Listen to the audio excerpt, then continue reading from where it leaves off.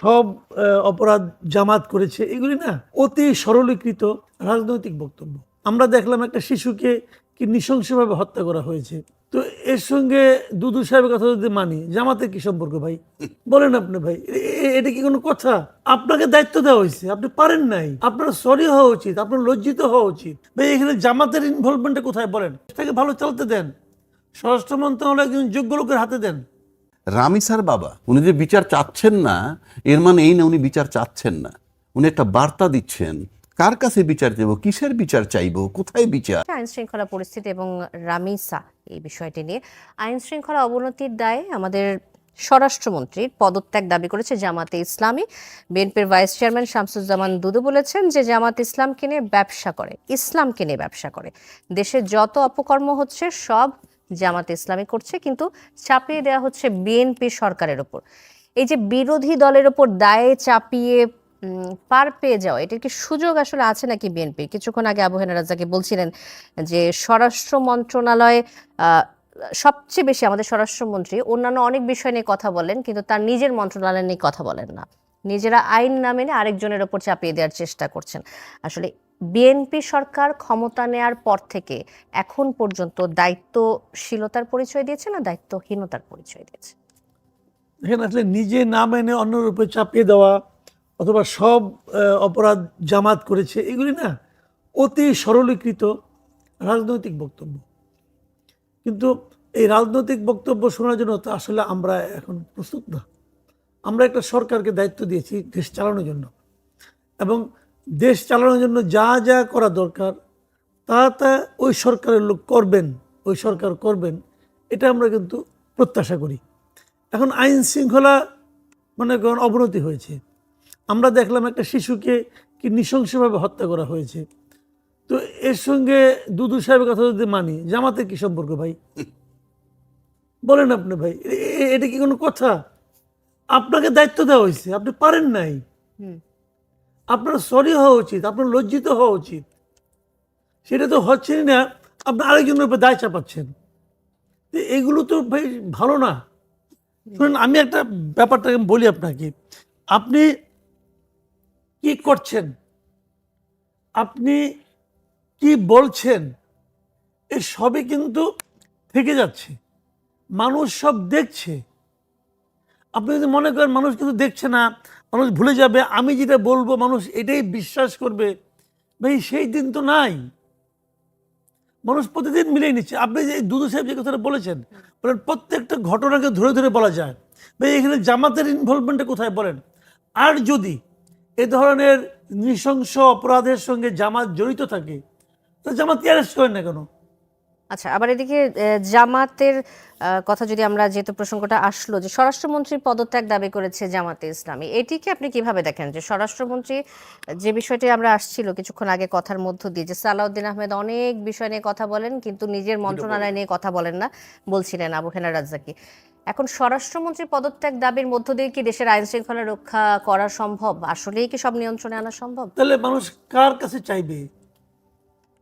জামাত যেটা বলেছে হয়তো এর মধ্যে রাজনীতি আছে, হয়তো আছে, কিন্তু আমার কথাটা হলো কি, মানুষ কার পদত্যাগ চাবে, কার বিচার চাবে? আমি ধরেন, আমি একটা উদাহরণ দিয়ে বলি, আপনার বাড়িতে আপনি 2-3 জন গার্ড রাখছেন, তাদের কাজ হলো নাইটে আপনাদের গার্ড দিবে, নাইট গার্ড রাখছেন। রাতের বেলায় চুরি হয়েছে, রাতের বেলায় একটা বাড়িতে কিছু একটা চুরি হয়েছে। তো এই অফিসের এই বাসার যিনি বাজার সরকার, তাকে আপনি অ্যারেস্ট করবেন, তাকে গালি দিবেন? বলেন আপনি।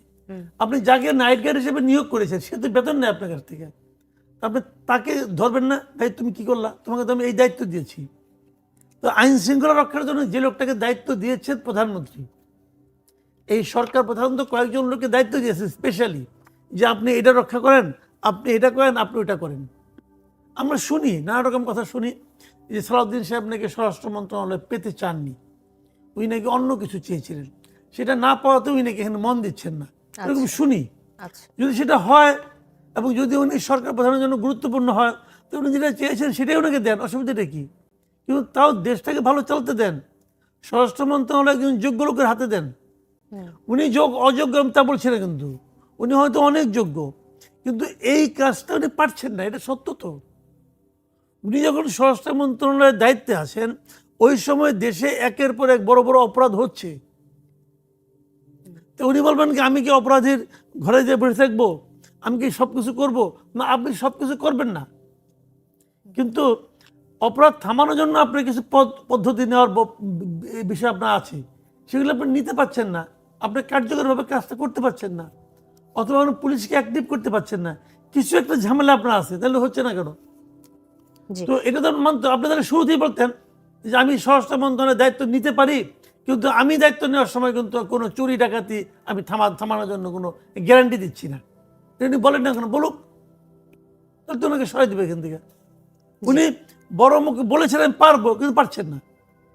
ধন্যবাদ হলো না। মাসুদ কামাল। আবার আসবো আপনার কাছে। আবু হেনা রাজাকে, আমাদের প্রচলিত ফৌজদারি বিচার ব্যবস্থা এই ধরনের সংবেদনশীল মামলা বিচার দ্রুত শেষ করার ক্ষেত্রে প্রধান আইনি বাধাগুলো আসলে কি থাকে? এই যে রামিসা হত্যার পরে যে ঘটনাটা ঘটলো, মামলা হলো, এবং দ্রুত বিচার কার্যক্রমের জন্য আসলে কোনো বাধার সম্মুখীন কি হতে হয়? যেটা আমরা আসিয়ার ক্ষেত্রে দেখলাম যে রায় হয়েছে, কিন্তু এখনো সেটা অ্যাপেলেট ডিভিশনে রয়ে গেছে। শোনেন, বাংলাদেশটা কেমনভাবে চলছে আপনারা সবাই খুব ভালো জানেন। যে যুদ্ধাপরাধীর বিচার আমরা করেছি সবার মৃত্যুদণ্ড কার্যকর হয়েছে। সেম ফুটিংয়ের আরও একজন আসামি সরকার পরিবর্তন হওয়ার পর সে কিন্তু আবার অ্যাপিলেট ডিভিশন থেকে রিলিফ পেয়ে গেল। বিষয়টা আপনি জাস্ট চিন্তা করেন, সেম ফুটিং বলতে অপরাধ সেম, তো কয়জনের মৃত্যুদণ্ড হইল, আবার উনি খালাস পেয়ে গেলেন। এটাতে আপনি বিচারের বিগের চিত্রটাকে, সেই বিচারপতিরাই কিন্তু আছেন কম বেশি ঘুরে ফিরে। তাহলে কি রেজাল্টটা কি দাঁড়াইলো? কথাটা কেন বলছি মনে রেখেন, পরে বলছি। রামিসার বাবা বিচার চাচ্ছেন না, উনি কিন্তু একটা বার্তা দিচ্ছেন এটা দিয়ে। উনি যে বিচার চাচ্ছেন না এর মানে এই না উনি বিচার চাচ্ছেন না, উনি একটা বার্তা দিচ্ছেন। কার কাছে বিচার চাইবো, কিসের বিচার চাইবো, কোথায় বিচার? ওই যে আসিয়া বললেন মৃত্যুদণ্ড কার্যকর হয় না, প্রদীপ যে সিনারে হত্যা করছে কার্যকর হয় নাই। কথার কথা বলছি, ইয়ে অনেকে সাগরুনি অদ্যাবধি একটা পুলিশ রিপোর্ট হয় নাই। সিনা টান করে একটা রাজনীতিবিদ বলে গণতান্ত্রিক সরকার আসলে ঠিক হয়ে যাবে, আমি আসলে ঠিক হয়ে যাবে, অমুক আসলে ঠিক হয়ে যাবে। কোথায়? একটা রাষ্ট্র আজকে 14 বছর একটা পুলিশ রিপোর্ট দিতে পারে না ক্রিমিনাল কেসের। সেই রাষ্ট্র বড় বড় কথা বললে কাজ হবে? কেন পারছে না? সেই জায়গাটা আসতেছি। বাংলাদেশ মানে আপনি পৃথিবীর অন্যান্য দেশ যদি জরিপ করেন তাহলে দেখবেন কোথাও যদি একটা শহর বানায়, নগরায়ণ করা হয়, সেখানে সবার আগে আদালত স্থাপন করা হয়। কেন? মানসিকতার পরিবর্তনের কথা বলছেন মহাসচিব। মানসিকতার পরিবর্তন আপনি করার কে? আপনি পারবেন না করতে, কারণ আপনি নিজেই তো মানসিকতার পরিবর্তন করেন নাই। You are breaking the law. আপনি পার্লামেন্টে বসে আছেন 100% সংবিধান লঙ্ঘন করে। পার্লামেন্টে লেখা আছে সংবিধানের মধ্যে জাতির স্বাধীনতার ঘোষক বঙ্গবন্ধু শেখ মুজিবুর রহমান। উনি ঘোষক কি ঘোষক না সেই বিতর্কে আমি যাচ্ছি না। বইতে লেখা আছে স্বাধীনতার ঘোষক উনি, আপনি পড়তেছেন ঘোষক জিয়াউর রহমান। তো বইতে লেখা একটা, আপনি পড়ছেন আর একটা। আপনি সেখানে আইন মানাবেন মানুষকে দিয়ে, কিভাবে আইন মানাবেন? আপনি আগে আইন মানতে হবে। এইবার আসেন, আইনটা মানছে না কেন? আইনটা মানছে না আপনার বিচার বিভাগের স্বাধীনতা, স্বাধীন সচিবালয়, পৃথক সচিবালয়, এই দাবি জুলাই সনদের মধ্যে যেমন আছে। জুলাই সনদ আমি বাদ দিয়ে দিলাম, কিন্তু বিএনপির যে 31 দফা তার ভিতরে বিচার বিভাগের সংস্কার না, বলাই আছে পৃথক সচিবালয় বিচারের। সেই সচিবালয় যেভাবে একটা হইল সেটাকে কিন্তু আজকে বিএনপি বিলুপ্ত করে দিল। এই বিলুপ্ত করার মানে হচ্ছে বিচার বিভাগকে নির্বাহী বিভাগের অধীনে নিয়ে যাওয়া। আর নির্বাহী বিভাগ মানেই রাজনৈতিক দল যে ক্ষমতায় থাকবে সে নিয়ন্ত্রণ করবে।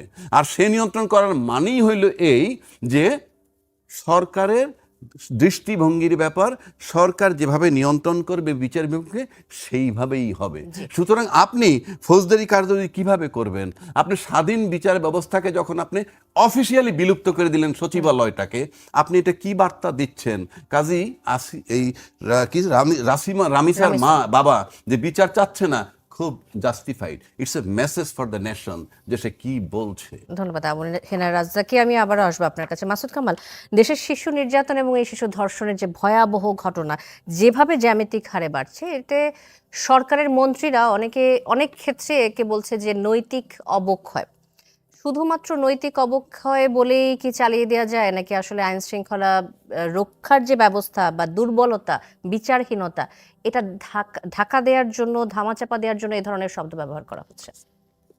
শুনে, নৈতিক অবক্ষয় না, এটা খুব বড় ব্যাপার। যত অপরাধ ঘটে সব অপরাধের পেছনে কিন্তু নৈতিক অবক্ষয় কাজ করে। যত অপরাধ আছে, চোর চুরি করে, তার মধ্যে নৈতিক অবক্ষয় হয়েছে। নৈতিক অবক্ষয় হওয়ার কারণে সে নিজের প্রপার্টি বাদ দিয়ে অন্যের প্রপার্টির দিকে আগ্রহ থাকে। যে ডাকাতি করে তার মধ্যে নৈতিক অবক্ষয় আছে, যে খুন করে তার মধ্যেও নৈতিক অবক্ষয় আছে, যে ক্ষমতাধর ব্যক্তি দুর্নীতি করে সেও তো নৈতিক অবক্ষয়ের শিকার। এখন তারা একটা কাজ করেন, সমস্ত চোরদেরকে, সমস্ত দুর্নীতিবাদদের, ডাকাতদেরকে এক জায়গায় ডেকে নিয়ে আসেন, এনে দেশের সবচেয়ে ধার্মিক লোকটা অথবা নৈতিকভাবে যে সফল লোক, যার নৈতিকতা নিয়ে কোনো প্রশ্ন নাই, এরকম একজন লোককে দিয়ে 2 দিন ধরে এখানে 2 দিন ব্যাপী নৈতিকতা শিক্ষার ক্লাস করান, করে এনে ছেড়ে দেন যে আমি সবাইকে নৈতিকতা শিখাই দিলাম। তাহলে আর কোনো নৈতিক অবক্ষয় হবে না, কোনো অপরাধ হবে না, তাহলে পুলিশ বিভাগ পালতে হবে না, পুলিশের তো কোনো কাজ থাকবে না, কোনো অপরাধিত হবে না।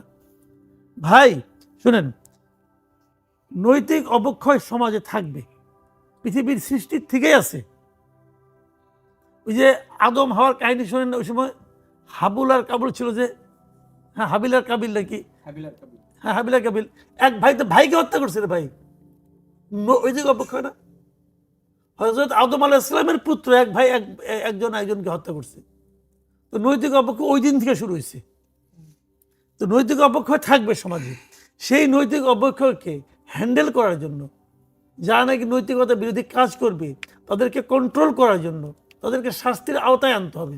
এই জন্যই পুলিশ, এই জন্যই আইন শৃঙ্খলা রক্ষাকারী বাহিনী, এই জন্যই স্বরাষ্ট্র মন্ত্রণালয়, এই জন্যই একজন নীতিবান স্বরাষ্ট্রমন্ত্রী, যাতে এই জন্যই থাকে। এখন ওনারা নিজেরা কাজ করতে পারতেছেন না ভাই, যত কিছুই আপনি বলেন। যেমন আমাদের এখানে একজন এমপি সাহেব আসছেন, ধরা যাক ওনার কিছু দায়িত্ব আছে না, দায়িত্ব আছে, ওনার এলাকার লোকজনের প্রতি ওনার একটা কর্তব্য আছে। এখন উনি পারলেন না, না পেরে বলেন কি আমার এলাকার লোক খারাপ, বলতেই পারেন লোক আসলে তো ও লোক খারাপ, ওরাই তো করছে কাজগুলো। কিন্তু এই খারাপ লোকগুলো তো ভোট দিয়ে আপনি এমপি বানাইছে, তখন তো আপনি বলেন নাই এই খারাপ লোকগুলো আমার মতো ভালো লোকের কারণে আনাইলো, তত বলেন নাই রে ভাই। কাজে যে লোকগুলি খারাপ, যে লোকগুলি নৈতিকভাবে অবক্ষয়ের শিকার, তাদেরকে কন্ট্রোল করা, তাদেরকে ঠিক পথে চালিত করা, অথবা তাদেরকে অপকর্ম করতে না দেওয়া, সেই জন্য প্রয়োজনীয় ব্যবস্থা গ্রহণটাও আপনার দায়িত্বের মধ্যে পড়ে। কাজে ওইটা আপনি বললে পার পাবেন না, ওগুলি বলেন না। যারা বলেন তারা আসলে উদর পিণ্ডি বুদুর গায়ে চাপাচ্ছেন। পিণ্ডিটাকে নিজের কাঁধেই রাখতে হবে, দায়িত্বটা আপনার। সরকারে আছেন আপনি, আমি জামাতকে দোষারোপ করবো না। যে জামাত অন্যায় করে, যে কথাটা দুদু ভাই বলছেন, যদি জামাত অন্যায় করে, সেই অন্যায়কারী জামাতের ওই ব্যক্তিটাকে গ্রেপ্তার করেন, ওই ব্যক্তিটাকে আইনের আওতায় আনেন। আনেন না, সমস্যাটা কি? কে অন্যায় করছে, সে কোন দল, এটা তো আমার দেখার ব্যাপার না। তো অন্যায় যে করছে তাকে আপনি আইনের আওতায় আনেন। কিন্তু ওই ঢালাওভাবে ওরা করছে, অতএব আমরা পারলাম না, তাহলে আপনি ছেড়ে দেন, তাহলে আপনি ছেড়ে দেন। ধন্যবাদ।